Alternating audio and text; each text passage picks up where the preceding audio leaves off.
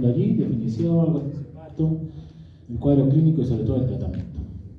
Entonces, la infección urinaria va a ser una patología, una entidad que se va a caracterizar porque hay una presencia anormal, ¿no?, y multiplicación de microorganismos patológicos de cualquier tipo, ¿no? Puede ser bacterias, puede ser virus, puede ser hongos, aunque lo más frecuente obviamente es bacterias, en segundo lugar hongos, ¿ya?, que van a invadir los tejidos, que es la vía urinaria, y sobre todo que van a causar bacteriuria, y también van a dar síntomas, ¿no? Normalmente catalogamos una infección urinaria cuando el recuento del cultivo te da un valor por encima de 10 a las 5 unidades por unidad de colonia, y esto permite que tú puedas decir, pues sí, es una infección efectivamente, porque puede salir el cultivo con menor cantidad de estas bacterias, a lo cual le denominamos contaminación, a menos que en ciertas circunstancias el paciente sí tenga síntomas, ¿no? Los pacientes que están crónicamente con sonda, por ejemplo, pueden tener menor cantidad de bacterias y pueden tener síntomas, entonces en ellos sí sería infección urinaria. Entonces, para decir infección urinaria como tal, necesariamente tiene que haber la presencia de síntomas y la presencia de un cultivo positivo, que es lo que va a dar el diagnóstico estrictamente hablando, ¿no? El examen de orina nos va a acercar al diagnóstico, pero no siempre nos define una infección. Y esto porque es importante tenerlo en cuenta, porque muchas veces les va a llegar pacientes, por ejemplo, con un lupus, y el lupus va a tener sangre en la orina, o sea, hematuria, va a tener leucocitos, ¿ya? Y muchos médicos van a agarrar y lo van a catalogar como infección, ¿no? Le van a dar tratamiento antibiótico y es lupus, u otra enfermedad autoinmune, glomerular, qué sé yo. Pero no se olviden, para el criterio es que haya un cultivo positivo, obviamente con síntomas. Bien, hablando un poco de epidemiología, sabemos que es una entidad muy frecuente, ¿ya? En su cerebro incluso ustedes de las patologías que más van a ver, en primer lugar van a estar las faringitis, en segundo lugar las diarreas, en tercer lugar van a estar las infecciones urinarias. Entonces hay que tener mucho cuidado y también saber manejarlas, saber derivar también cuando no se va a poder hacer el manejo en un centro de salud, por ejemplo, ¿ya? No solo es de la comunidad, sino también hospitalaria, y a nivel hospitalario también tiene una alta incidencia, sobre todo en pacientes en los que utilizamos sondas. Muchas veces llega a emergencia un paciente, pum, le ponemos su sonda para ver si orina, no orina, y el problema es que la tienen la sonda ahí muchos días, no se dan cuenta, no se acuerdan y no se la quitan y hace infección urinaria. Como ya les he dicho, la tercera causa de infección más frecuente en la consulta ambulatoria, de hecho en el serum también, para el nefrólogo también es una causa de consulta muy frecuente. Es el segundo lugar en nuestro país de infecciones intrahospitalarias. Primero están las neumonías intrahospitalarias, segundo las infecciones urinarias, asociadas obviamente al uso de la sonda vesical. Obviamente es mucho más frecuente en mujeres, ¿ya?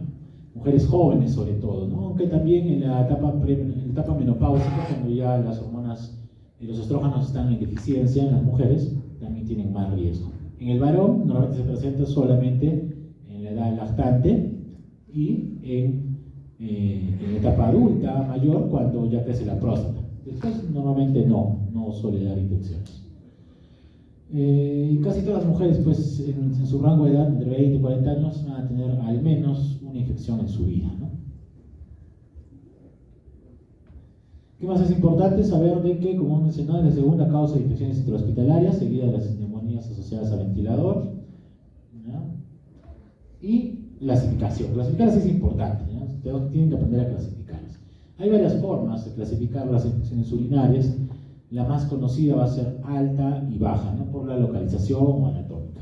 Es decir, alta cuando ya afecta al parénquima renal y obviamente da síntomas sistémicos, y baja cuando afecta solamente a la vejiga y a la uretra, ¿ya? O a la próstata también en el caso del hombre. Entonces, afecta a la vejiga se llama cistitis, prostatitis o uretritis, dependiendo del lugar donde esté localizada la infección. En segundo lugar, tenemos que también esta clasificación también es la más importante, es en segundo lugar, si es complicada o no complicada, ¿ya? Entonces hay algunos criterios para decir complicada o no complicada, pero básicamente es que la complicada es cuando ya hay algún factor anatómico o alguna otra enfermedad en un paciente que va a condicionar infecciones. O en el hombre siempre va a ser complicada, toda su vida va a ser complicada. Se le da en lactante, en adulto mayor, complicada. Y todo eso también tienen que tener en cuenta. Después podemos clasificarla según los síntomas, ¿no? Hemos dicho que la infección necesariamente tiene que tener síntomas para decir que es infección urinaria. Sin embargo, hay un pequeño capítulo dentro de la infección urinaria que se llama la bacteriuria asintomática. En este caso, sí hay un cultivo positivo, más de 10 a la 5, pero no hay síntomas. Entonces, esto sí suele presentarse frecuentemente, sobre todo en pacientes que tienen un uso prolongado de sondas. Entonces, en ellos hay que tener cuidado porque las bacteriurias asintomáticas solo se tratan en cierto grupo de pacientes. Por ejemplo, por gestante, sí o sí se trata. Trasplantado renal también se trata. Luego podemos definirla como comunitaria o nosocomial, ¿no? Ya más o menos hemos hablado algo de ello. Más de 48 horas de colocar una sonda se supone que es nosocomial o intrahospitalaria. Puede ser también aguda o crónica, ¿no? Hay pacientes que tienen infecciones recurrentes, o sea, hacen una periodontitis crónica por tantas infecciones. Y puede ser nueva o recurrente. Bien, a ver, aquí un poco más de la clasificación. Como hemos dicho, no es complicada cuando no hay una alteración ni anatómica ni funcional, ¿no? O no tiene ninguna otra enfermedad. ¿Ya? Entonces, por ejemplo, cualquiera de ustedes le da una infección urinaria, bueno, las mujeres, ¿no? Las mujeres, no complicada. ¿Ya? Complicada, en cambio, si es que hay alguna alteración del tracto urinario. Por ejemplo, un paciente diabético que hace vejiga neurogénica, complicada. Ya tiene una alteración. Un paciente que tiene una hidronefrosis, complicada. O que tiene poliquistosis renal, tiene múltiples quistes, tiene una alteración del tracto urinario, complicada. Si es hombre, hemos dicho que siempre va a ser complicada, ¿no? Gestante, complicada. ¿Ya? Si tiene alguna otra enfermedad con morbilidad, sobre todo diabetes, es complicada. Muy bien, también hay que definir la infección recurrente. Esta sí es importante, porque cuando uno tiene una infección recurrente, siempre hay que buscar una causa, siempre va a haber una causa. Que normalmente o es una alteración anatómica de nacimiento, por ejemplo, un doble uréter, un doble sistema pirocalicial, qué sé yo, ¿ya? O una alteración funcional, por ejemplo, una vejiga neurogénica en un diabético. Entonces, la infección recurrente se va a caracterizar porque está presente en más de 3 episodios en un año o más de 2 en 6 meses. Ya esa definición es clara. Y se puede dividir a su vez en dos, puede ser recaída o reinfección dependiendo del tipo de germen que ahorita vamos a contar. Cuando está asociada a catéter, o sea, sonda vesical, tiene que pasar 48 horas, como les digo. Y incluso puede llevar a la sepsis, a la disfunción orgánica, y también es una causa de mortalidad cuando ya llega a sepsis. Y a su vez, dijimos que la infección urinaria también se puede clasificar en aguda y crónica. Entonces, la aguda, es un tipo corto, ¿no? Puede ser una cistitis no complicada, una pielonefritis no complicada o una pielonefritis complicada. Y la crónica, cistitis recurrente o pielonefritis crónica. Pero me interesa más que sepan si es alta, baja y complicada, no complicada, ¿no? Creo que eso es lo importante, y bueno, la recurrente que también es importante. Bien, entonces vamos a hablar algo de algunas de ellas. La cistitis, por ejemplo. La cistitis es la infección urinaria, es una infección urinaria baja, ¿no? De la vejiga, como dice su nombre. Entonces es una ITU normalmente no complicada. Casi siempre les va a dar mujeres premenopáusicas, ¿no? Sanas y no gestantes. ¿Ya? Ese es digamos, lo más frecuente, ¿no? Premenopáusica, no gestante y sana, como ustedes, ¿no? Que inicia o tiene actividad sexual, o cambia de pareja, o no usa condón, ¿ya? O no micciona después de tener relaciones, o también, bueno, antiguamente se le conocía como la infección o la cistitis de la luna de miel, ¿no? Porque era la primera relación sexual de la mujer y se infectaba, pues, de la infección urinaria, ¿no? Es la primera infección que decía. Normalmente da solo síntomas irritativos, es decir, molestias urinarias bajas, disuria, poliaquiuria de repente, ardor, ¿no? Un poquito de tenesmo, aumento de la frecuencia al orinar, urgencia miccional, un poco de dolor suprapúbico, ¿ya? Entonces, si es que hay síntomas sistémicos, o sea, fiebre o malestar general, náuseas, vómitos o sepsis, ya no es cistitis, ya es pielonefritis.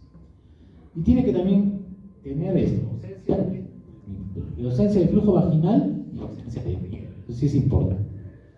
Si hay flujo vaginal, hay que pensar en que sea una vaginitis. Se llama herida gínica, entonces ya saben, vaginitis, porque también da síntomas muy parecidos a la cistitis. Igual, las pacientes menopáusicas que ya no menstruan también hacen vaginitis atrófica y también les da síntomas idénticos a la infección urinaria y a veces nos llegan, ¿no? O sea, con disuria, poliaquiuria, no mejora con el antibiótico, les da su cremita de estrógeno y ya está, se soluciona el problema.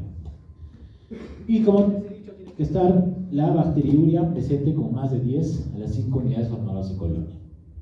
En cambio, en la pielonefritis sí va a haber síntomas sistémicos, sí va a haber fiebre, dolor lumbar, malestar general, puede haber náuseas, puede haber vómitos, dolor en el ángulo costo-vertebral, o sea, la puniopercusión positiva, también. En estos casos siempre sí o sí hay que tomar cultivo, ¿ya? En realidad todos debemos tomar, pero la cistitis a veces puede no tomar, pero si tienes duda, mejor toma, como una lúpica, por ejemplo, ¿no? De preferencia mejor toma también. ¿Puede llegar a sepsis peritoneal? Sí, de hecho estas llegan, y son incluso mujeres jóvenes llegan a falla renal. Y muchas veces se asocia, por ejemplo, también a la presencia de cálculos. Entonces, si el paciente tiene cálculos, tengan cuidado porque puede ser una pielonefritis, y no va a ser cualquier pielonefritis, normalmente son con pseudomonas, entonces hay que tener cuidado. Acá está la bacteria sintomática de la que les estaba hablando. Entonces, la bacteria sintomática también va a tener un cultivo positivo más de 10 a la 5 y que se debe verificar hasta en 2 oportunidades. Si encuentras eso, pero el paciente no tiene síntomas, se cataloga como una bacteriuria asintomática. ¿Ya? Entonces, esta entidad va a ser muy frecuente en pacientes ancianos, pacientes sondados, aunque un 5% de mujeres jóvenes pueden tenerla. También encontramos. Pero normalmente vas a encontrar casi siempre en los pacientes ancianos y que tengan sonda. Entonces aquí hay que tener cuidado, como les digo, porque normalmente no tratamos solamente gestantes, trasplantados renales, y si es que te van a hacer algún procedimiento urológico, también tratamos. Bien, entonces la infección recurrente, que habíamos comentado, eran 2 episodios en 6 meses o 3 en un año. Entonces, a veces nos llegan pacientes que tienen pues, 3, 4 infecciones al año, y como les dije, siempre hay que buscar una causa. De las causas más frecuentes, litiasis, alteraciones anatómicas de la vía urinaria. ¿Ya? Entonces se puede dividir una recurrente en 2 formas. Puede ser una recidiva, es decir, una nueva infección relacionada con una infección previa, que está ocasionada por el mismo germen y que tiene un tiempo de separación entre ambas de 2 semanas. Es decir, me dio una infección urinaria en noviembre, 11 de noviembre. Y de pronto 2 semanas después me da otra infección, y es el mismo germen. Ah, no, esa es una recidiva. Está muy cercano, y es el mismo germen, ¿no es cierto? Entonces quiere decir que el tratamiento de repente no ha sido correcto. Ya, en cambio, reinfección es por otro germen, ¿no? Y normalmente es al mes, o sea, tú tuviste una infección en noviembre, y en diciembre te vuelve a dar otra, pero es por otro germen. Puede ser el mismo, pero a veces es por otro germen. Pero pasa más tiempo, un mes. Entonces ahí decimos reinfección. Bien, las causas, en mujeres jóvenes ya hemos dicho, ¿no? En mujeres jóvenes siempre hay que pensar en las relaciones sexuales como causa. Pero hay también otras.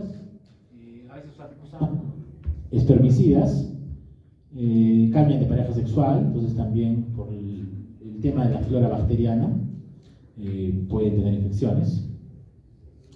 Si la madre tuvo historia de infecciones urinarias, también se asocia. Si hay alteraciones de la vía urinaria y litiasis, ¿no? Por ejemplo, yo recuerdo que tenía una paciente de 18 años que me hacía infecciones a cada rato, ¿no? Entonces, pero ella tenía un doble sistema pilocalicial, o sea, una alteración de la vía urinaria. Y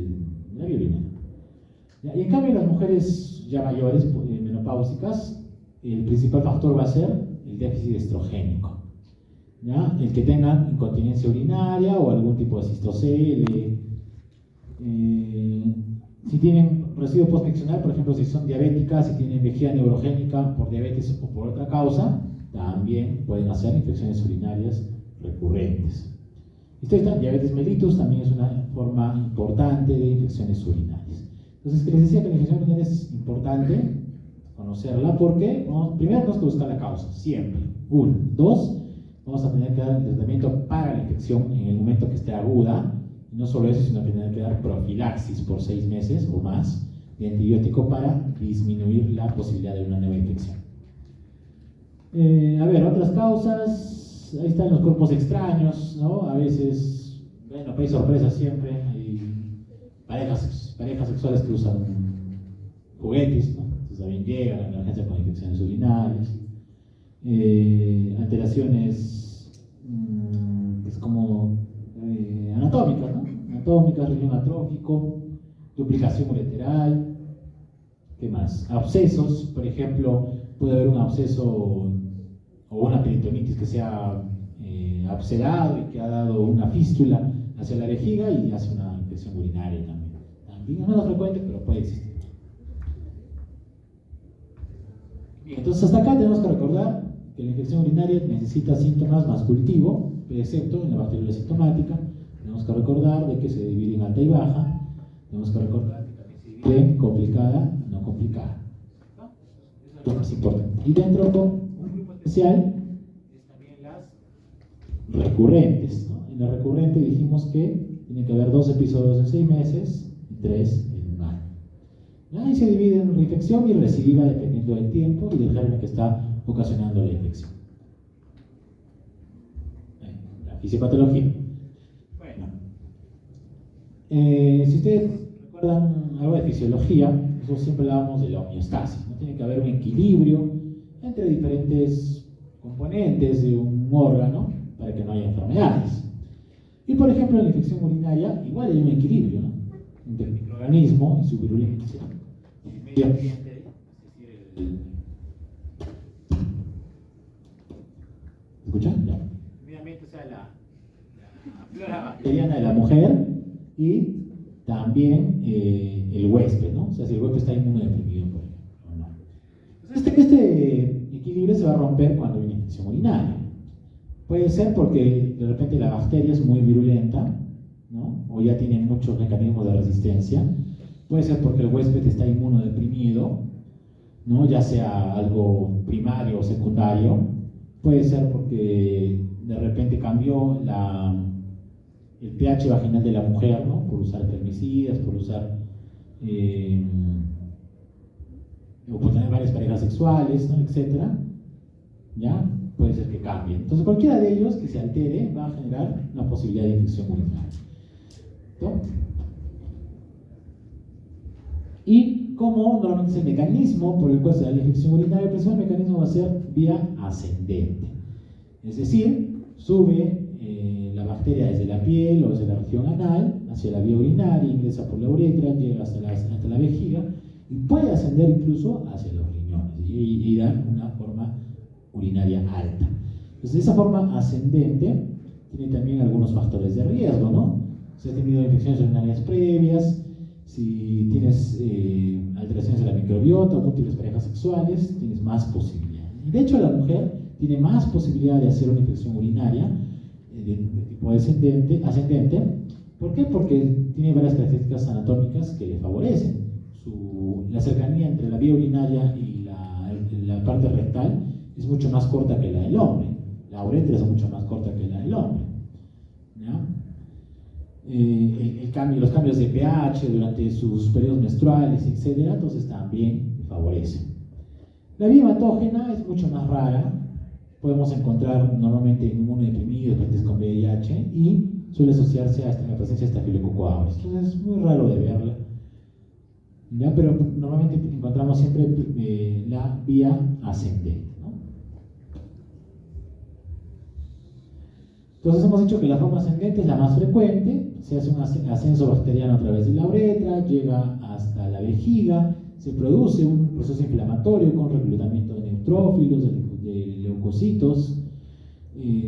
La propia bacteria coloniza, ¿no? el tejido uroepitelial de la vejiga y del tracto urinario, y luego se da una fagocitosis y eliminación de la bacteria si tu sistema inmune responde adecuadamente. Si es que no, pues obviamente vas a llegar a sepsis. Aquí es básicamente lo que hemos dicho, ¿no es cierto? En el 1, dice ahí abajo.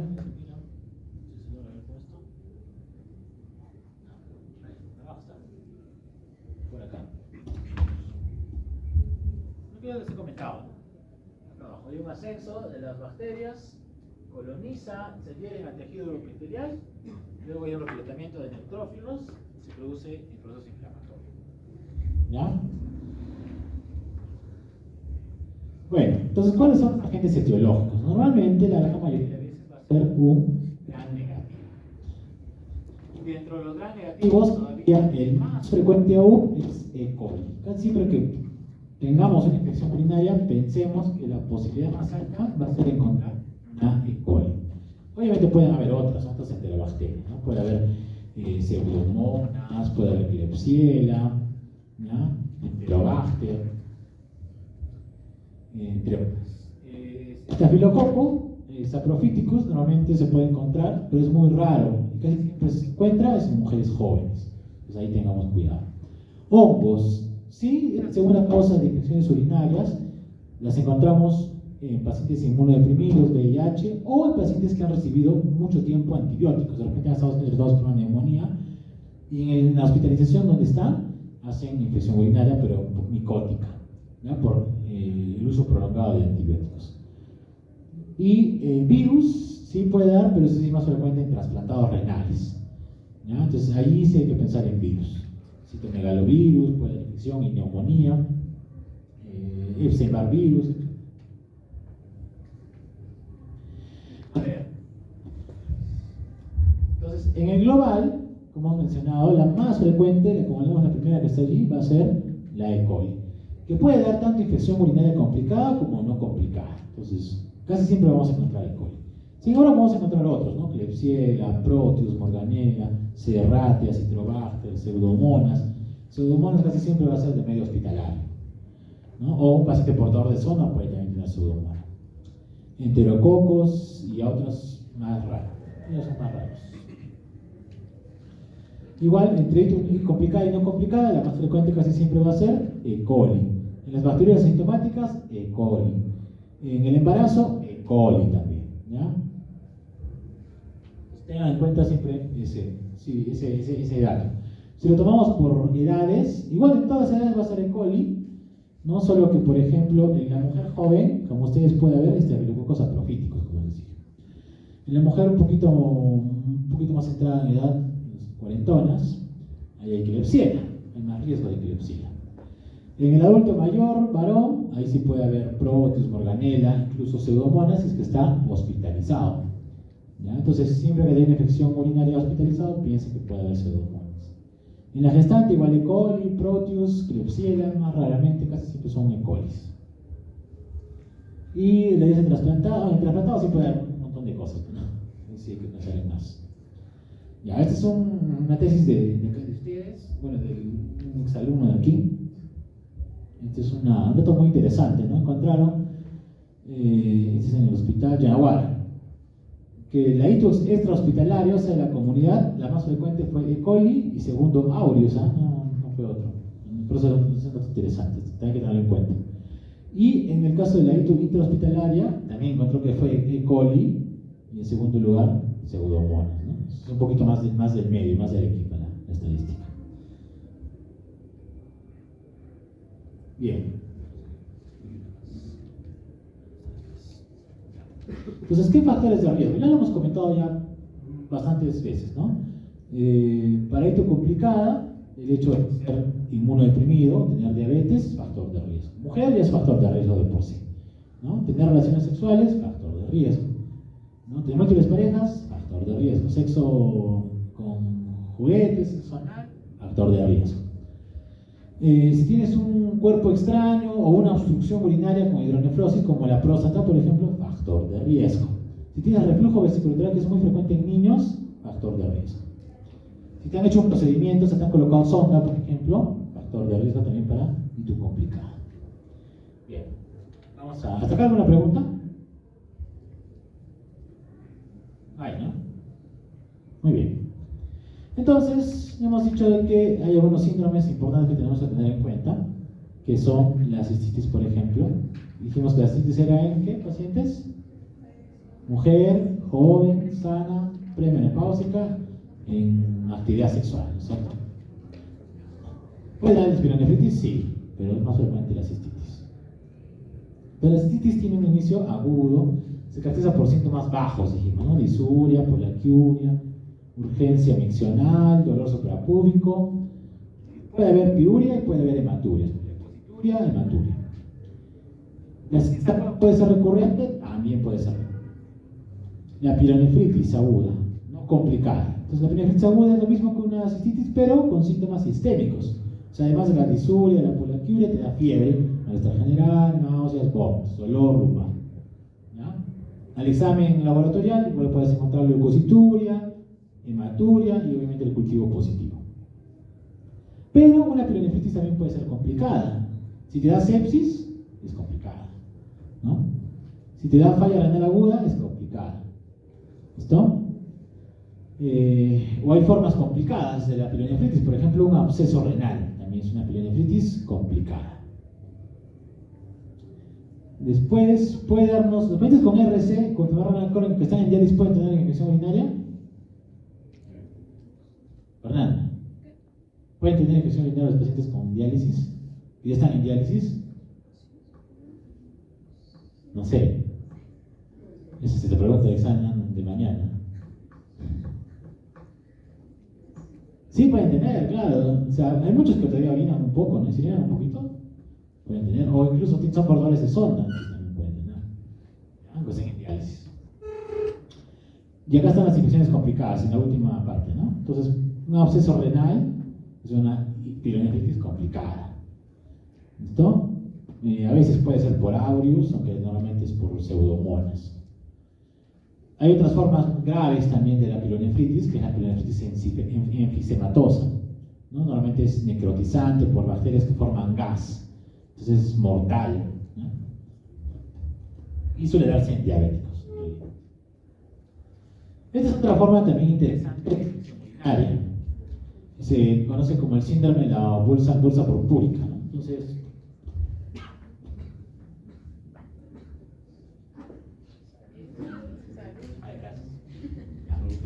gracias.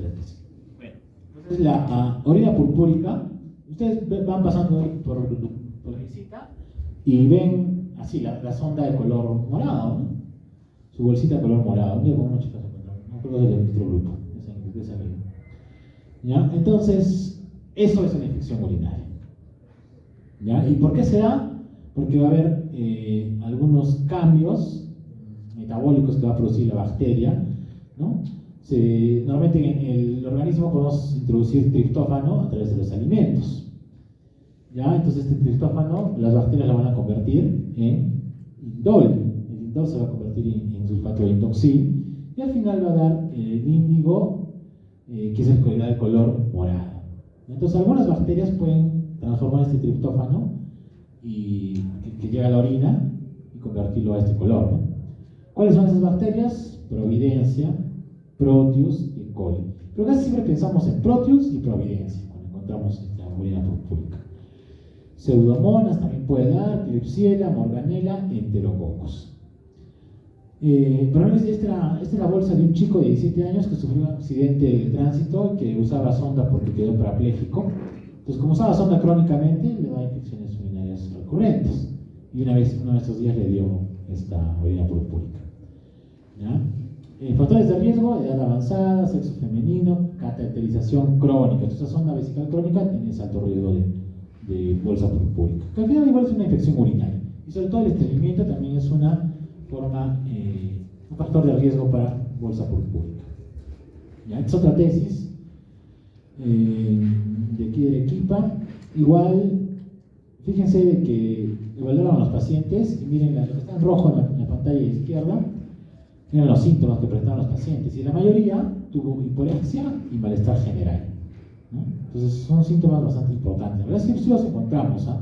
Entonces sí hay que tener cuidado, no siempre vienen con disuria o poliaquiuria. Sobre todo los abuelitos ya no tienen tanta disuria o poliaquiuria, vienen con malestar general, hiporéxicos, deshidratados, ¿no? La enfermedad renal crónica también es una causa bastante frecuente de infecciones urinarias en todos sus estadios, ¿ah? Incluso en diálisis, entonces hay que tener cuidado igual. No dejen de pensar en infección urinaria, el paciente está en diálisis. ¿Qué gérmenes encontraron? E. coli, enterococos. Y miren la fiebre, ¿eh? La fiebre estuvo como en tercer lugar de los síntomas, ¿no? No fue tan frecuente, ¿ya? O sea, igual hay que tener cuidado con las pielonefritis.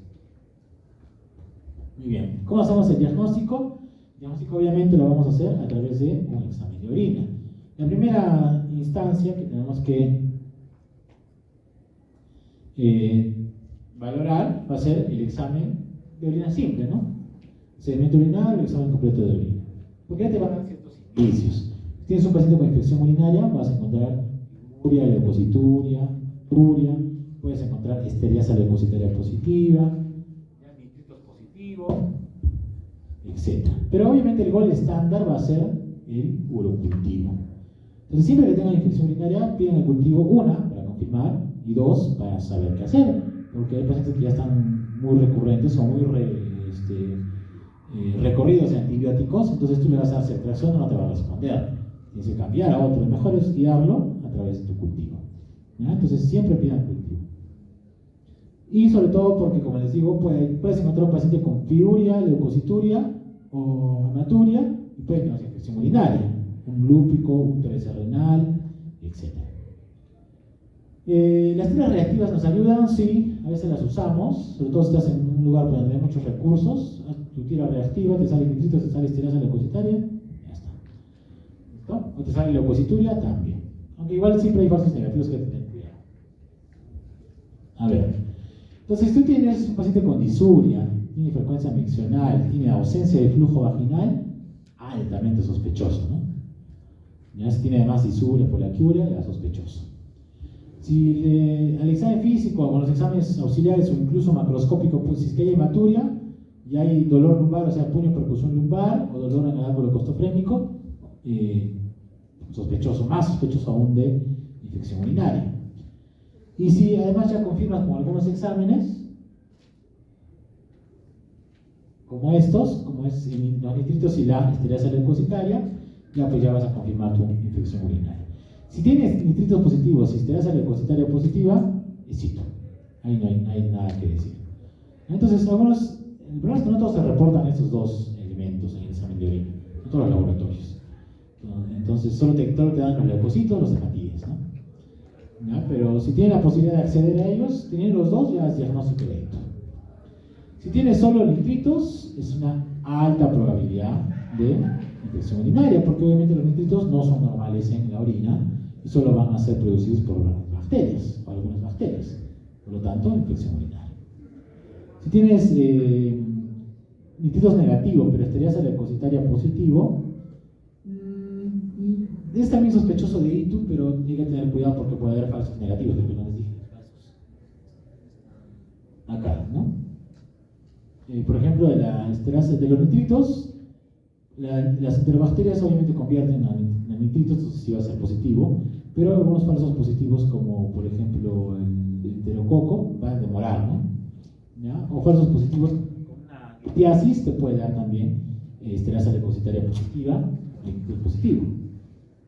Y si ambos están negativos, bien complicado que sea una infección urinaria, ¿no? Ya tendría que ser un paciente de repente con muchas infecciones, que ya no dé positividad aquí, o un paciente inmunodeprimido, que tampoco no genere reacción inflamatoria para producir esteriasa leucocitaria, ¿no? O que no genere. Y bien, vamos con los casos clínicos. A ver, pues haremos acá adelante ya. ¿Cómo te llamas? Nicole, a ver, léenos acá.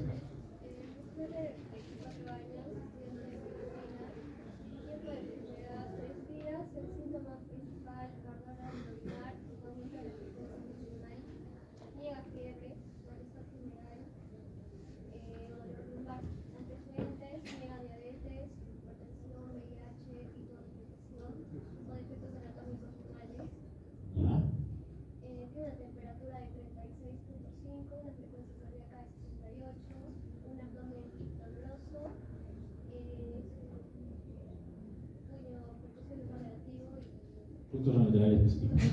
Ya, perfecto. Entonces está fácil, ¿no? Ya, entonces dice, es mujer, joven, premenopáusica, no gestante, sana. Ya está. Ya. Estudiante de medicina es factor de riesgo para la promiscuidad. Tiene tiempo de 3 días, ardor al orinar, aumento de la frecuencia miccional. No tiene fiebre, ya. Si no tiene fiebre, ¿qué es? Baja, pues ya está baja. No tiene ningún antecedente de importancia, ¿no? No es diabética, no es hipertensa, no es VIH, nada. Tiene puntos rotulares positivos nada más. Entonces, opción A, ITU alta, opción B, ITU baja, opción C, no lo sé arriba, opción D, Dios mío, Señor, salva. Mañana van a decir eso. ITU baja, ¿no? Cantado, súper regalado. ¿Así va a venir? No. Ya, diagnóstico diferencial, hay que preguntarle si tiene flujo, ¿no? Dijimos eso, acuérdense, no se olviden, ¿ya? Siempre pregunten si tiene flujo. Si es mujer, pregunta flujo. ¿Listo? Y si es hombre, tienen que preguntarle si tiene relaciones ahí, ¿cómo les digo?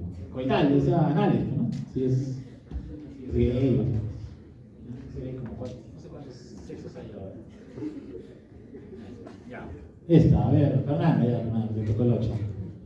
Mujer de 24 años, estudiante de medicina, dice 3 días de enfermedad, ardor al orinar, aumento de la frecuencia miccional. No hay mucho caso. La pregunta cambió. Es la astronauta. Ya, bueno, ya. Sí, No, ahí sí me he equivocado, ahí me he quinceado. no. Ya, pero si tiene fiebre. No, esta es otra pregunta, ya me están haciendo confundir ustedes. Ya, ¿cuál de estas siempre es una hito complicada? Hombre. En hombres dijimos, ¿no? En hombres siempre va a ser complicado. Ya, en astronauta, esa es la pregunta de mañana, ¿no? Hito en astronauta. Hito en astronauta no existe, pues es una hito, pues, como quieres, como si hito en el marinero, hito en el estudiante de medicina, es una hito. Hito luego de otra hito, eso sería como recurrente, ¿no? Pero no siempre es complicada. Hito y luego relaciones sexuales es una hito, nada más. Hito durante la menstruación es una hito también. Ya, hito en hombres. A ver, sigamos por la siguiente columna, detrás de Nicole. Hito. Dice, varón de 35 años, contador, 4 días de enfermedad, fiebre, escalofríos, náuseas, dolor en la espalda baja. Y hasta ahí, ya, bueno, tiene un síntoma general, ¿no? Entonces ya pensaremos que es sistémico, que podría ser alta. Ya. Tiene antecedentes de enfermedades, niega diabetes, niega hipertensión, niega VIH, pero tiene un episodio, 2 episodios de ITU en 2018 y en 2019. O sea, ya ha tenido ITU antes. Y si es hombre, igual es complicada, ¿no? ¿Ya? Tiene cálculos renales en 2017, le diagnosticaron. Entonces, obviamente, ya solo por ser hombre es complicado. Si tiene litiasis, complicado. Está febril, 38.8. 110 de cardíaca, tiene puntos renolaterales, y puño percusión lumbar positivo. ¿Cuál es el diagnóstico más probable? Celulitis en la espalda, ¿no? Enfermedad de POD, ¿no? Cólico renal, Dios oyó de nuevo. Pielonefritis, ¿no? Está cantado. Obviamente sí tampoco va a ir mañana. Ahí está el resumen abajo, ¿no? Lo que hemos conversado, ¿no? Que es una infección urinaria alta, la pielonefritis, con dolor, los síntomas de una cistitis, pero más síntomas sistémicos, fiebre, náuseas, vómitos, dolor, puño, percusión lumbar positivo. Incluso puede haber, mire, estaba hipotenso, ¿eh? Estaba con sepsis, 80-60, ¿ya? Entonces ya estaba con compromiso hemodinámico incluso. Ya, a ver, y ahora sí, no vaya por allá en la esquina, allá. A ver, ¿cómo te llamabas? Tú ya me olvidé tu nombre. No, ya por soberbio, ya. Paola creo que era, ¿no? Paola, ya. Ya me acordé. Ya, Paola, a ver. Lee la pregunta.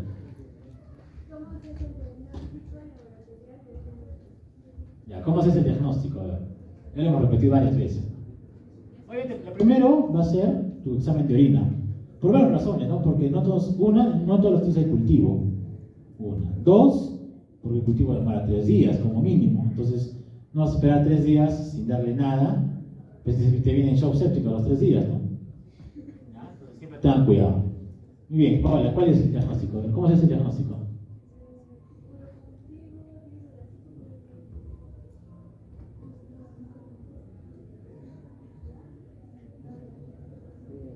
La A, la B y la C. La B, ¿no es cierto? 10 a la 5 con síntomas urinarios.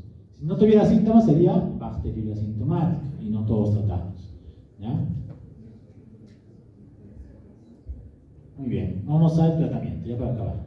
Entonces el tratamiento, hay que diferenciar si es una ITU complicada o no complicada, porque el tratamiento va a ser obviamente diferente. Si es no complicada, normal, vía oral a su casa, ¿no? Si es complicada, si es pielonefritis, se hospitaliza. Si es pielonefritis complicada, peor aún se hospitaliza. O si tiene algún factor de riesgo, ¿no? O está chocado, o tiene una inmunosupresión ya conocida, o por ahí si es diabético, lo hospitalizamos. El tratamiento siempre va a ser empírico. Ustedes tienen la sospecha, si te sale tu examen de orina positivo, examinás si tiene percusión, puntos laterales, tiene disuria, poliaquiuria, alta sospecha, o por ahí nitritos con esteriasa, tienes que dar tratamiento. ¿Ya? Y el tratamiento siempre va a ser empírico. Ahorita vamos a ver cuáles. De preferencia siempre hay que cubrir los géneros más habituales. No vamos a dar, pues, no sé, Cepaclor, ¿no? Que cubres solo, ¿qué han hecho fármaco? ¿Qué antibióticos cubren solo vía aérea? Ya, no se da vancomicina, pues, ¿no? Ya, obviamente, ¿no? Ya, ¿qué sería? Entonces tienes que pensar, como lo más frecuente es E. coli, tienes que dar un antibiótico para E. coli, a menos que sea un hospitalizado, tienes que darle para pseudomonas. A ver, de preferencia siempre pautas cortas, ¿no? Para evitar resistencias. Igual, si es que te llega a tu cultivo y te dice que ya no es infección y ya sospechas que no es infección, realmente es otra cosa, quitar antibióticos. Siempre evitar las recurrencias, por eso a las infecciones recurrentes les damos profilaxis, con el fin de disminuir las infecciones. ¿Por qué? Porque cada infección es un daño más al riñón y hay muchos pacientes que pueden llegar a diálisis, incluso solo por tener infecciones urinarias. Es poco frecuente, pero sí. Hacen nefritis intersticial y llegan a diálisis. De preferencia siempre tener en cuenta nuestro mapa de la zona, ¿no? Ya han visto las tesis de Arequipa, entonces hay que tener cuidado, ¿no? Hay audios por ahí, unos cuantitos que están pululando por ahí. Idealmente también preservar las fluorquinolonas, o sea, ciprofloxacino, levo, no sale que una primera infección de ustedes, una mujer joven, una mujer menopáusica, no le vas a dar levofloxacino, ¿no? Tienes que ir por lo más suave primero, ¿no? Y ahí cefalosporinas también preservarlas para el hospital, ¿no?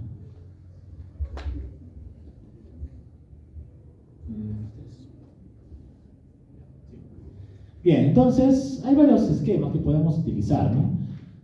Por ejemplo, si es una mujer joven con cistitis no complicada o bacteriuria sintomática, una pauta corta, 3 a 5 días. Si ya tiene algunas complicaciones o es varón, 7 a 10 días.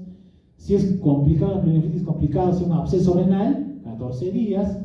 Y si es una prostatitis aguda, hasta 28 días. O sea, cuidado, chicos, ustedes que también son medios salvajes, tengan cuidado. Después va a estar con su prostatitis, 28 días de tratamiento.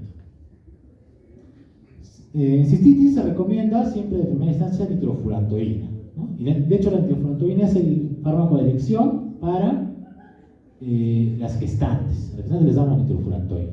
Y también es el fármaco de elección para la profilaxis antibiótica.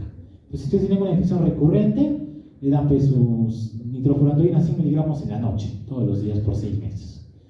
Ahora, el problema con la nitrofurantoína es que produce mucha gastritis, ¿no? Entonces hay que tener un poco de cuidado. Segunda opción, cotrimoxazol. Solo que el cotrimoxazol ha sido pues muy... lo han hecho promiscuo, pero a todos le meten cotrimoxazol, ya como que ya no sirve mucho. Fosfomicina sí, pero es un poquito caro. Si es pielonefritis, ahí sí ya tienes que ir un poquito más, ¿no?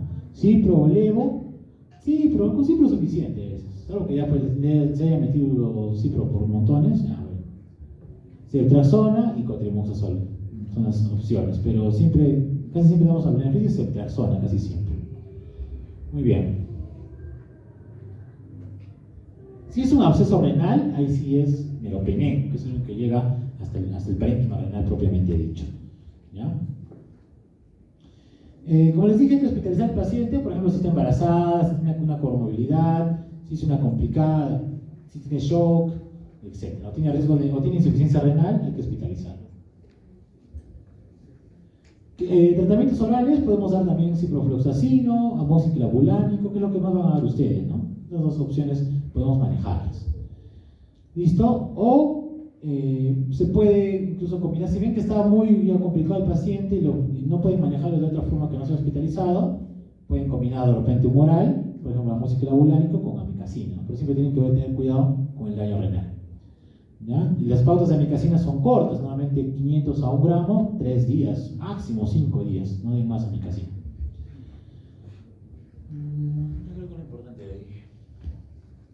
Si hay el riesgo de que sea intrahospitalario, tienen que cubrir pseudomonas, no se olviden. Entonces, para antipseudomónicas tenemos ceftazidima, tenemos los carbapenems. ¿Ya? Y si es resistente, igual, ¿no? Ya de repente incluso hay que agregar otras cosas ya, pues como Astrionam, CFPIM, otras cosas ya mucho más importantes. Si es que es una bacteria GLE, ¿no? Siempre, la primera opción es ertapenem, solo que en Perú no hay, solo en Lima y es caro. Y si no usamos meropenem y imipenem. Pero la opción es ertapenem siempre, cuando son GLEs. Y si es una infección que ya es complicada y que está hospitalizado el paciente, entonces puede estar, por ejemplo, hospitalizados. Y se ha tenido así un germen bastante agresivo, completen el antibiótico endovenoso y de preferencia den unos días más de antibiótico con vía oral para la casa. ¿Ya? También es importante. Hasta 14 días podemos darles. Bien, esta es la teoría asintomática que les decía. Entonces solo tratamos si es gestante, si le van a hacer un procedimiento urológico o si es trasplantado renal. Si no, no se trata. ¿Ya?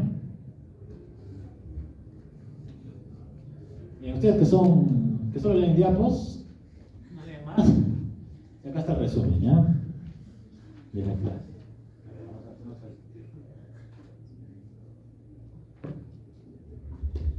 Bueno, entonces tenemos una infección urinaria. Si es cistitis, obviamente es no complicada. Y cistitis dijimos en mujer joven, sana, premenopáusica, no gestante. ¿Ya? Entonces, síntomas: disuria, poliuria, urgencia friccional, síntomas bajos, irritativos. El examen de orina no siempre es necesario, pueden obviarlo, sobre todo si están en un lugar lejano, pero si tienen acceso, mejor pídanlo. Si pueden pedirlo, pídanlo. Tratamiento de nitrofurantoína en primera instancia. ¿Ya? Puede hacerse complicada, hacer pielonefritis, y ya hay síntomas sistémicos. En ese caso, igual va a haber hematuria, leucocituria, etc. Y puede haber nitritos y esteriasa leucocitaria. Se encuentran los dos, y eso sí, ya traten más de frente. ¿Ya? Y el cultivo también no se olvide. Y ahí va a ser cipro o ceftriaxona de primera instancia. Estos que son diapositivólogos. Este es otro resumen. Obviamente así no va a venir mañana. Esas son las fijas para el enano. A mañana. A ver, dice: infección urinaria en mujer premenopáusica no gestante sana, cistitis no complicada. Fácil. Disuria, urgencia friccional, poliuria. Tenemos que descartar siempre que haya flujo vaginal. Pregunten a los pacientes. Si tiene fiebre, escalofríos, náuseas, vómitos, puniopercusión lumbar, pielonefritis, obviamente. Ya está. Si tiene pielonefritis y es mujer premenopáusica no gestante y sana, es no complicada. ¿Ya? Si tiene pielonefritis y es sepsis, más sepsis, es complicada. O si tiene pielonefritis con acceso renal, complicada. ¿Quién nos da más alto valor predictivo de ITU? Cuando encontramos nitrito positivo y esteriasa leucocitaria positiva. ¿Cuándo tenemos que tomar la muestra de orinas? También es importante. Decimos al paciente primero que haga una buena higiene en la zona perineal, sobre todo las mujeres. Que comience a orinar y cuando esté en la mitad pare y junte la muestra. Eso se llama el chorro medio. Es la mejor forma, porque si tú orinas y juntas eso, obviamente vas a limpiar lo que hay en la piel, las bacterias que hay en la piel, y va a salir positivo, ¿no? Entonces por eso siempre hacemos el chorro medio. Manejo de cistitis no complicada: nitrofurantoína o fosfomicina. De pielonefritis, cipro o ceftriaxona. El hito recurrente dijimos que son más de 2 en 6 meses o más en 1 año. Solo se trata de bacteriuria cuando es gestante, cuando es trasplantado. Cuando hay sonda, hay riesgo de pseudomonas aeruginosa, no se olviden. Y cuando forman gas, se llama enfisematosa, y se da normalmente en diabéticos, y puede ser por pseudomonas o por proteus. ¿Ya? Igual, la bolsa purpúrica, ¿qué gérmenes dijimos? Proteus, puede ser Morganella, E. coli, ¿ya? Pseudomonas. Muy bien, ¿hasta acá alguna pregunta? ¿Ya están así como el de abajo o todavía? ¿Sí? No creo, ¿eh? Ya, un descansito de 5 minutos y volvemos. ¿Vas a querer firmar la asistencia?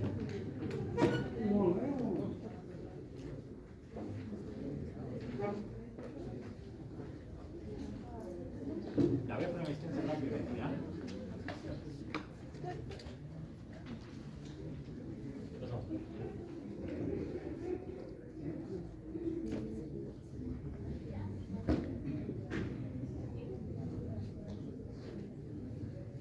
Sí, cuando le das de alta, ¿qué es un hambre?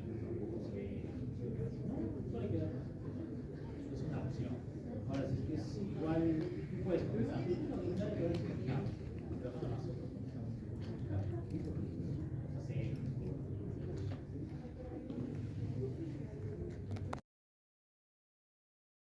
Cada vez son más X y no sé qué ultra DR.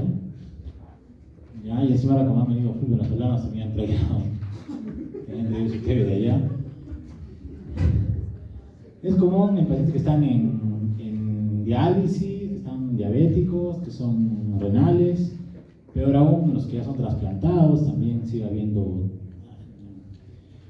alta prevalencia de tuberculosis. Por eso, de hecho, cuando los vamos a trasplantar, les pedimos tuberculosis, todo el perfil de tuberculosis, al receptor al menos, ¿no? A veces el donante, si es vivo, se le hace, pues si es cadavérico, no, entonces ya puede que te contagie tu tuberculosis.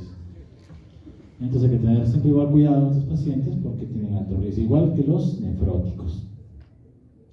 ¿Y por qué se asocian los pacientes que están en diálisis o con enfermedad renal crónica? Porque estos tienen, como ya mencioné que seguramente, varias alteraciones en la inmunología, producto de la enfermedad renal crónica y también de la diabetes si son diabéticos. Sobre todo a partir del estadio, que es donde más se va a manifestar. Entonces, entrando un poco en lo que es la TBC renal, hay que tener en cuenta que es la infección, ¿no? Producto del alojamiento de la Mycobacterium tuberculosis en parénquima renal o vía urogenital, ¿no? Porque no, casi siempre no solo hablamos de renal, sino hablamos de urogenital y todo, ¿no? En el mundo va a ser la forma más frecuente de tuberculosis extrapulmonar, o sea, y de hecho es el segundo lugar más frecuente luego de la pulmonar. Y luego del riñón se afecta próstata, vejiga, uretra, vejiga, epidídimo y testículo. En la mujer muy poco se afecta, pero cuando suele dar, más agarra las trompas de falopio y produce infertilidad, por ejemplo. Normalmente la TBC renal va a ser secundaria al compromiso pulmonar. Quiere decir que el paciente primero ha tenido que tener compromiso o TBC pulmonar y luego ha viajado por vía hematógena o linfática y se ha depositado en el riñón. Y allí es que desarrolla la infección, en este caso secundaria. Muy raramente el paciente desarrolla de frente tuberculosis renal, casi siempre es secundaria a la pulmonar. Ahora, ¿cuánto tiempo desde la infección puede desarrollarse? Pucha, es mucho tiempo, puede ser desde 1 año hasta 50 años. A veces encontramos abuelitos que tienen TBC renal, pero tampoco no sabemos cuándo se habían infectado, ¿no? ¿Ya? Y algunos no tienen TBC pulmonar. O igual, si tú tienes un grupo de pacientes o familiares que han tenido TBC pulmonar o que tienen, también hay que descartar que haya infección renal. ¿Por qué? Porque si no la diagnosticamos a tiempo, y que es muy frecuente el diagnóstico tardío, de hecho, va a llegar el paciente ya con una enfermedad renal avanzada, muchas veces para dializar, o con un riñón excluido, solo le va a quedar un riñón, entonces va a tener su función renal venida menos, y va a llegar en cualquier momento a diálisis. A ver, 5,45% de casos fueron de causa extrapulmonar, normalmente en el mundo. El 20% ocurre en pacientes con TBC pulmonar, es más frecuente a veces en mujeres, dependiendo de la serie. El promedio de edad es entre 30 y 50 años. A diálisis casi siempre nos llegan pacientes jóvenes, 20, 18 años, llegan para dializarlos ya con TBC renal. Y hay que tener en cuenta que como es asintomático muchas veces, a veces solo lo encontramos en autopsias. De hecho, también se encuentra en pacientes con VIH, también pueden tener tuberculosis renal. Estos son algunos datos del país. Por ejemplo, este es el primero que está allá a la izquierda, es del Hospital Arzobispo Loaiza, ¿no? La más frecuente fue extrapulmonar que pulmonar en ese estudio de ellos, y de la extrapulmonar fue pleural, la más frecuente. Entonces, en el Perú, un poquito más la forma pleural que la renal. Sí, en el equipo también. Este es el Hospital de la Fuerza Aérea, igual fue más frecuente en este caso la forma pulmonar, y dentro de las extrapulmonares, la más frecuente fue la pleural. Y en el tercer caso, en el tercer gráfico, igual fue más frecuente la forma pulmonar, y dentro de las extrapulmonares, la pleural, y en segundo lugar, renal. Esto es del país, ¿no? Pero en el mundo en general, la renal es la segunda más frecuente, para tenerlo en cuenta. ¿Qué factores de riesgo puedo tener yo para desarrollar una TBC renal? De hecho, la primera va a ser que tenga TBC pulmonar, ¿no? Segundo, que esté inmunodeprimido, ¿no? Por cualquier causa, VIH, enfermedad renal crónica, diabetes, trasplantado, etc. Región geográfica, obviamente acá todos estamos en riesgo, ¿no? O sea, de repente que ya tenemos algún tuberculosis renal y no sabemos. Si estás con corticoides, con algún inmunosupresor, también. ¿Qué más te da riesgo? El cáncer. Si tienes cáncer, más riesgo de tuberculosis renal. Si eres mujer y más edad, más riesgo de tuberculosis renal. Si eres diabético y tienes cirrosis, más riesgo también. Bien. Como en la fisiopatología, ingresa el Mycobacterium a través de la Coptitis influenzae al tracto respiratorio. Normalmente se suele localizar allí, forma el granuloma primario, ¿no? Y a través del drenaje linfático o hematógeno también, la micobacteria comienza a llegar a diferentes órganos, dentro de ellos el riñón. Y en esta etapa normalmente es silencioso, no hay síntomas. Ya cuando ya se localiza en el riñón y comienza a destruirlo, que para eso ya han pasado algunos años, es allí donde ya tenemos los síntomas recién. Entonces por eso hay que tener mucho cuidado, porque el diagnóstico, como les he dicho, es tardío. Cuando ya ustedes saben que los diagnósticos tardíos, a veces no hay mucho que hacer. Bueno, entonces, una vez llegado al riñón, genera una respuesta inflamatoria. Y al igual que en el pulmón, va a generar un granuloma infeccioso. ¿Ya? Entonces, este granuloma va a comenzar a crecer, va a generar cicatrices y destrucción con, además, células inflamatorias, leucocitales, con reclutamiento de células inflamatorias. Y no solo esto, sino que como va creciendo, va a generar ruptura del asa de Henle de las nefronas, y con ello va a diseminar mucho más, ¿no? Por eso es que normalmente los pacientes con tuberculosis renal, su componente es más túbulo intersticial, porque afectan a la asa de Henle. Ustedes ven pacientes que están en diálisis con TBC renal, van a orinar, no es como el glomerular que casi no orina, ¿no? Muy bien. Igual, ¿no? Llega a lo que hemos conversado. Entonces llega a hacer la primera infección, llega por vía hematógena linfática del tracto genitourinario. Ahí el problema es con la fisiología renal, ¿no? La fisiología renal y el alto consumo de oxígeno por el riñón y la alta llegada de sangre a través del flujo plasmático renal, flujo sanguíneo renal, va a condicionar de que haya, pues, más posibilidad de hacer una tuberculosis.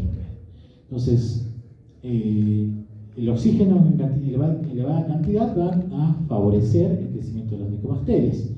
Si van a alojar en los capilares glomerulares, luego van a llegar a el asa de Henle y ahí se va a romper, ¿no?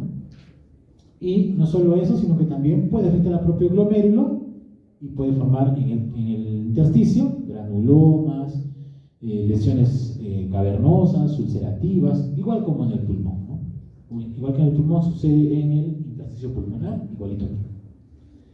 Y ahí hemos dicho que la médula va a ser la zona más afectada, ¿no? Que es ahí donde está el asa de Henle. Si ustedes recuerdan algo de anatomofisiología, el asa de Henle está localizada normalmente en la médula y el glomérulo está en la corteza, ¿no? ¿Y por qué se da más en la médula?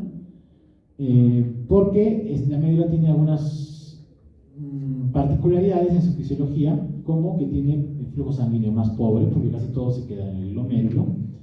¿Ya? Acá se lleva el mecanismo de contracorriente. ¿Se acuerdan del mecanismo multiplicador de contracorriente?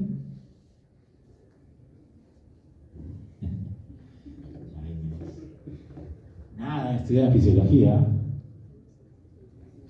Ya. Recuerden, a ver, se los explico así rapidito.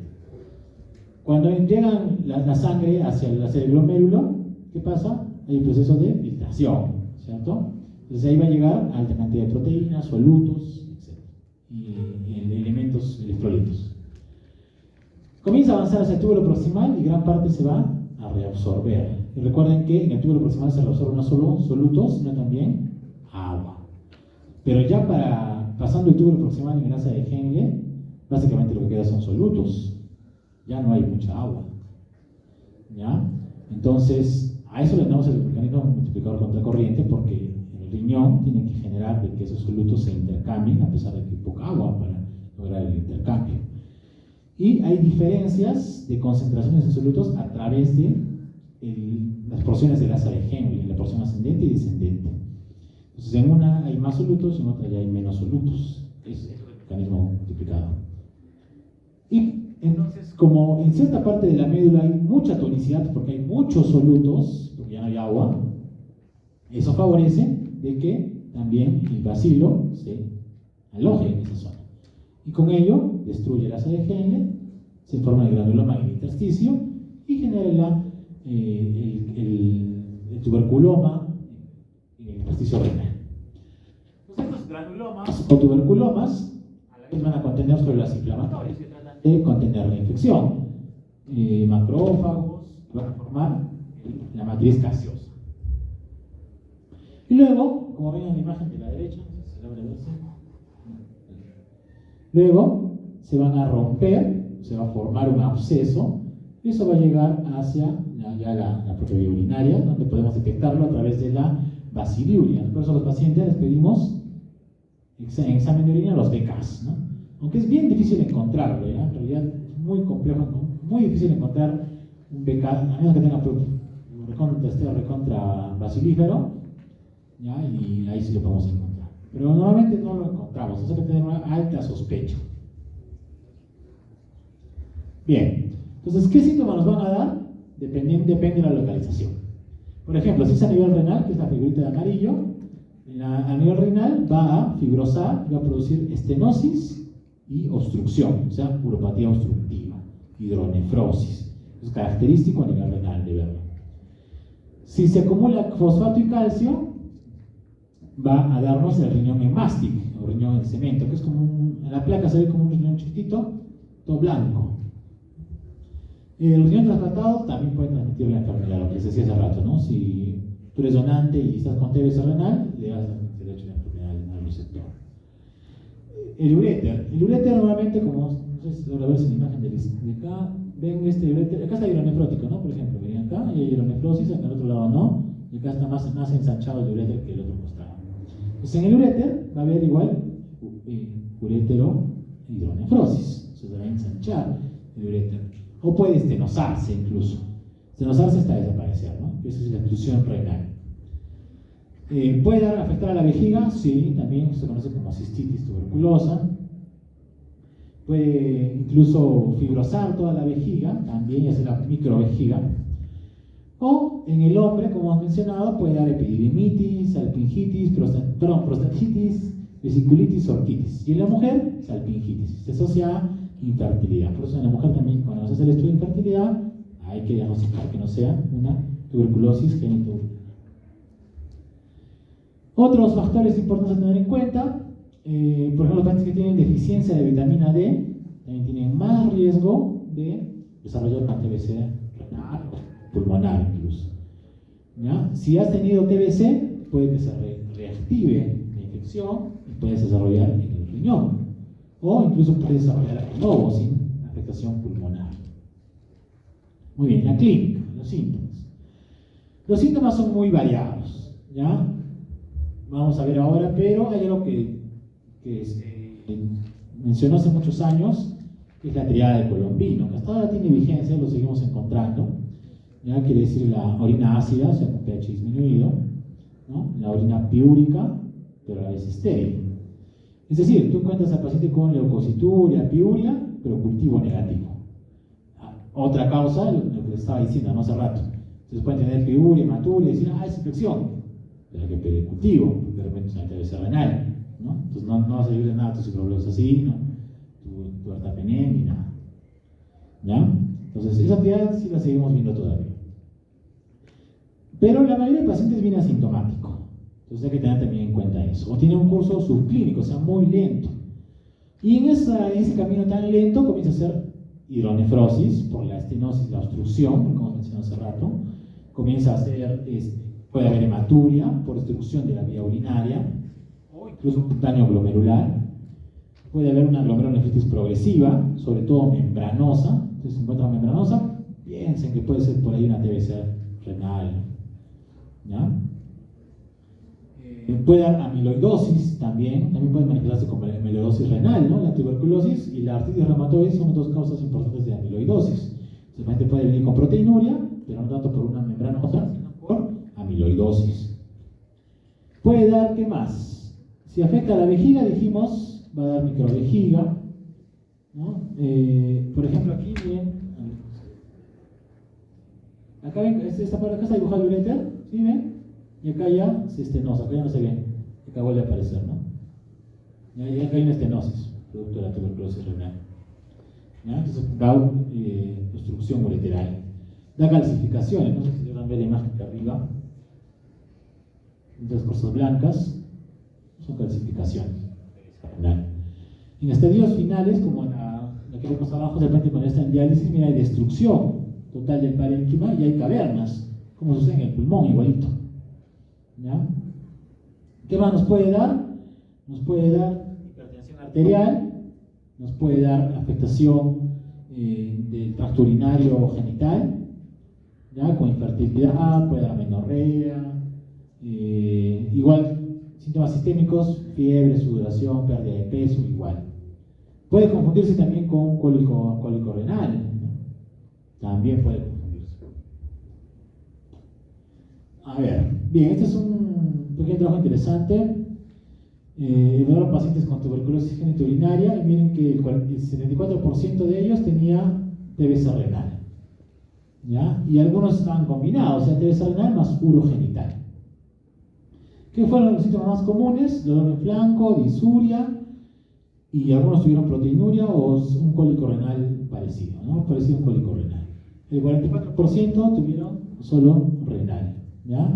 Y miren acá, por ejemplo, otro síntoma importante, pero ya es tardío, es que el riñón excluido. Acá está el riñón, está normal, está grande, pero aquí ya no hay.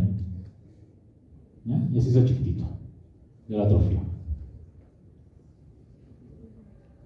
¿Qué más puede dar? Como hemos dicho, hidronefrosis. Puede dar abscesos gaseosos, ¿no? Cavitaciones. Puede darnos disminución del tamaño de la vejiga, ¿no? Por la vejiga endedal.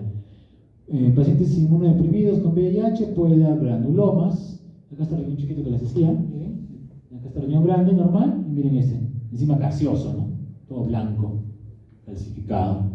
¿Ya? Acá hay hidronefrosis, miren, esta parte central está dilatada, y acá encima está el riñón chiquito, se ha conectado con los dos riñones. Puede dar cavidades, ya dijimos, ¿no?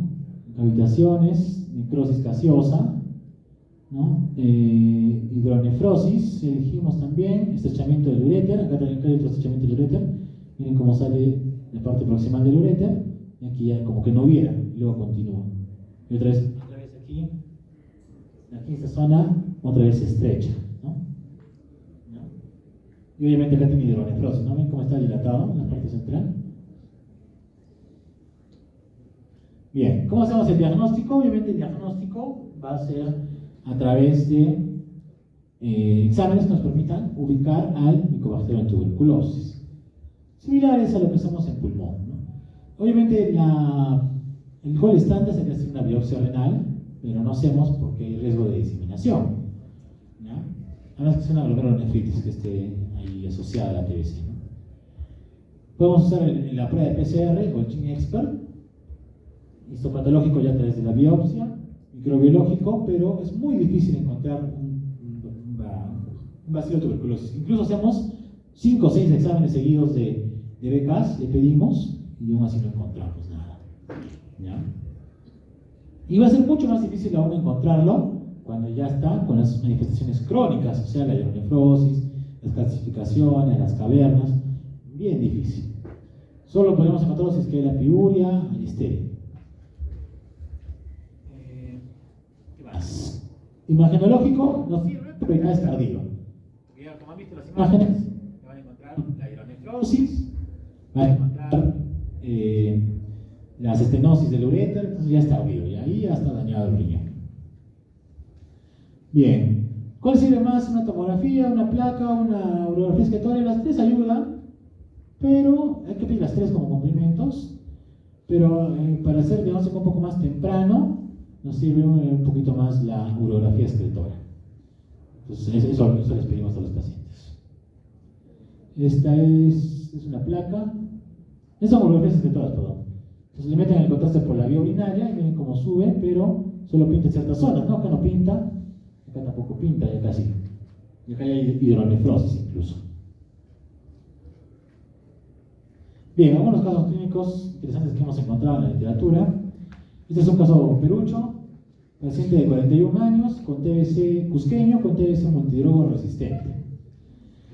En 2018, tenía 8 meses de enfermedad antes de su ingreso. ¿Por qué se caracterizaba su enfermedad? Tenía disuria, entonces cuidado, no respetuosa infección urinaria. Acompañado de dolor en la región lumbar, ¿no? Similar al ito, ¿no? Y ahí está, cometen el error, le dan tratamiento para ito. ¿Ya? Luego de 7 días empeoran los síntomas. Entonces cuando ya lo estudian más a fondo, encuentran BK en esputo, BK en orina, 3 cruces en orina. Y acá está su placa, ¿no? Por ejemplo, la placa tiene un infiltrado miliar y viene la tomografía renal. Acá hay unas calcificaciones, no se llaman nuestras partes blancas. Hay algo de hidronefrosis también, ¿no?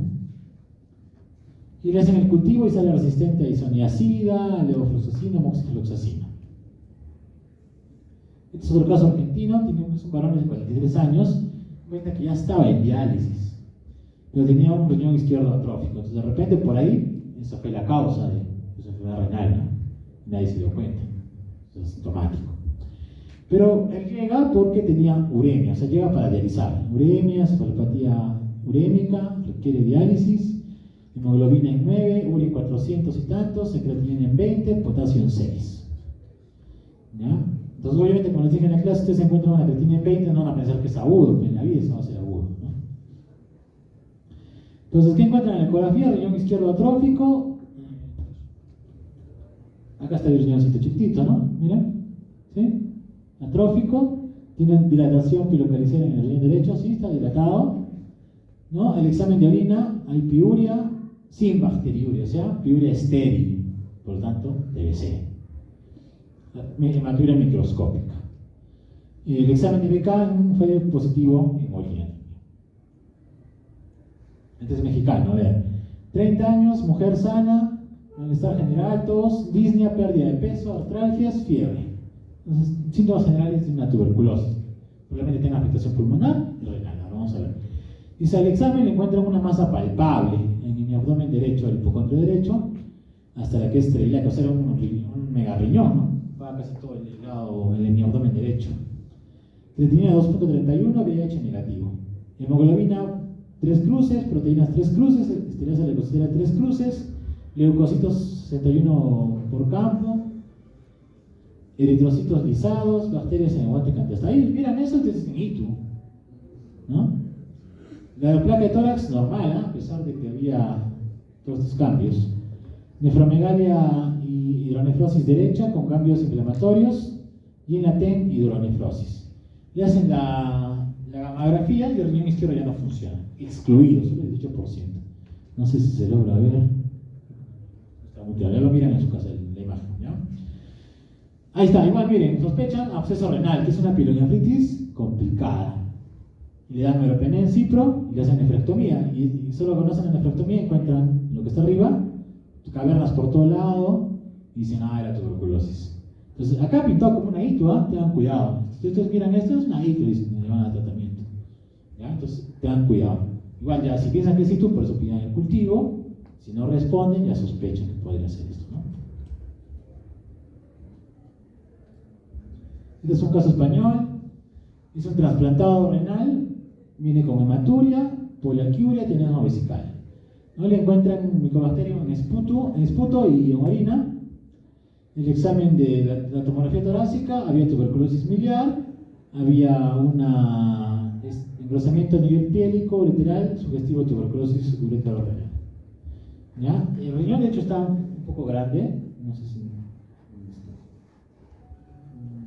Acá está. Este está un poquito grande.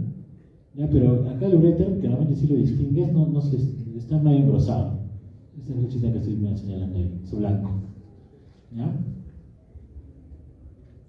Bien, este es otro caso también interesante, español. Eran dos pacientes con tuberculosis renal, pero con un compromiso más glomerular. Básicamente porque recibían inmunosupresores. Uno recibía adalimumab y otro certolizumab. Son inhibidores del CB, inhibidores del rituximab. Entonces, miren, una tenía creatina 0.8 y luego hace una falla renal, la primera columna, 0.86, luego llega a 3. El segundo caso, 0.67 y llega a 2.16.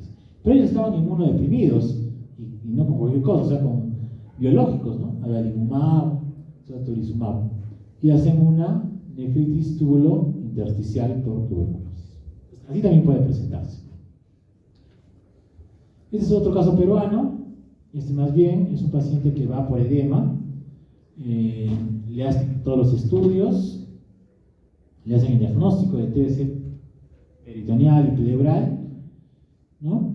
Y tiene una proteinura de 1.3 gramos, tenía gérmenes, cilindros hialinos, hematíes, leucocitos en orina, igual como una hito. Le hacen la biopsia y sale glomerulonefritis membranosa, ¿no? Con área terrestre. Es menos frecuente. Lo menos frecuente va a ser la nefritis y el compromiso con nefritis intersticial. Casi siempre lo vamos a encontrar como asintomático o ya como una forma terminal de la enfermedad. Entonces ahí hay que tener cuidado. Y bien, no sé si tengan alguna pregunta. Sí. Los tratamientos es el mismo esquema que... Ah, sí, pero normalmente damos 9 meses hasta un año, solemos dar. Igual con isoniazida, se empieza siempre con el esquema clásico, ¿no? Isoniazida, rifampicina, etambutol, inspiracinamida. ¿Ya? 4 meses los 4 fármacos y luego solamente los dos, el principal esquema, ¿no? Isoniazida y rifampicina. Igual a veces es lo mismo, por kilo, igual que la tuberculosis pulmonar, solo que se alarga el tiempo, sí.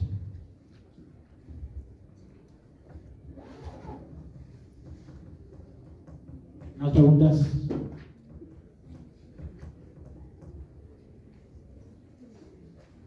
Les preguntaré yo, ¿no? Bueno, que ya saben todo el curso. Mañana van a dar examen.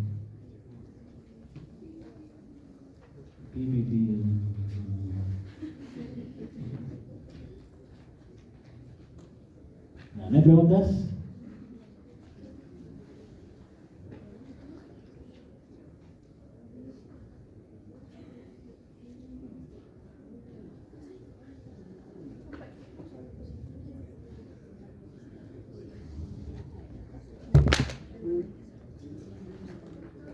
Sí. Ya. Ahí voy a decir razón.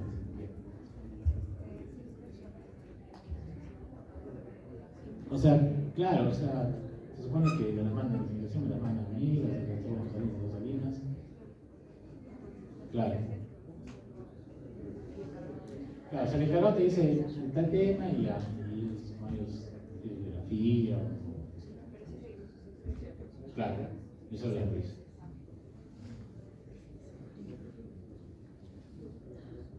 Ya, ¿no hay preguntas?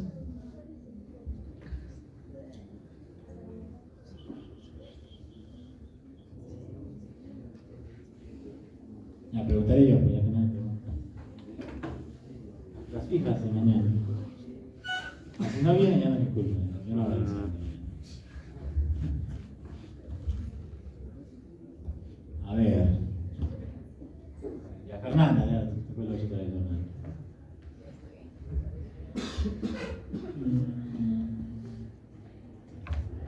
A ver, de ictus, a ver, ¿qué has aprendido de ictus? Algo que no sabía diferenciar muy bien era entre la recurrente, la reinfección y la recidiva. ¿Ya? La recidiva es de un solo patógeno, el mismo patógeno, una misma infección, con una separación de 2 semanas. Y la reinfección es diferente patógeno, pero con una diferencia de 1 mes. Ya, muy bien. Next. Ya, Diana.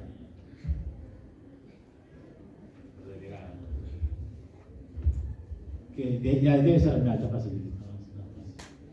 A ver, ¿qué te acuerdas?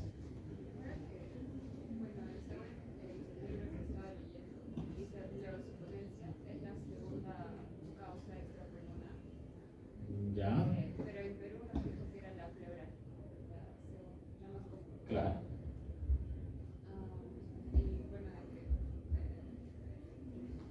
puede diseminarse por vía patógena y hepática. Pues casi siempre es un paciente, la mayoría de veces que ha tenido una infección, una prima infección pulmonar. De ahí se disemina a renal.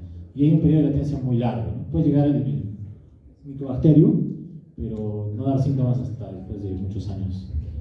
Entonces, hay que tener cuidado porque puede ser asintomático muchas veces. Y entonces, no está en las guías, pero sí es una recomendación. Si tienen un paciente con TS pulmonar, igual búsquenle por ahí que tenga renal.